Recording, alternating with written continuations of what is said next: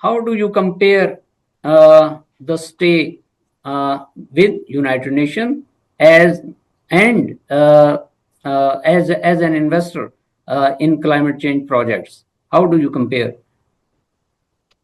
Well, actually, United Nations is not an investor itself, because remember that the Organization of United Nations depends on funding provided by the member states, which are the governments.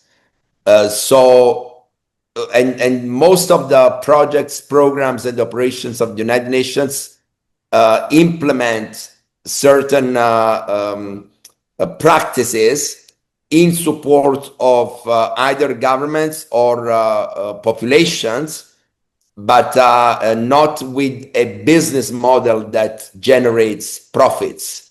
You see, it's more an expenditure business model more than a profit generation model. You see, so the United Nations cannot be considered as an investor, and governments and other donors don't use it as an investing platform.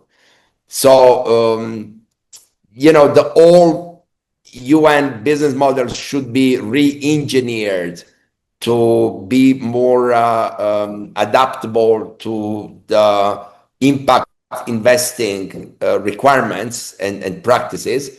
But in this, the UN has failed, in my view, to engage significantly the private sector as you rightly mentioned, as an investor partner, not as a donor necessarily. You see, so there are, for instance, efforts made by the United Nations Disaster Risk Reduction Office that is based in Geneva to engage the private sector in disaster risk reduction, but the results are not very promising because the private sector doesn't see a profit generating engagement. You see, so this model of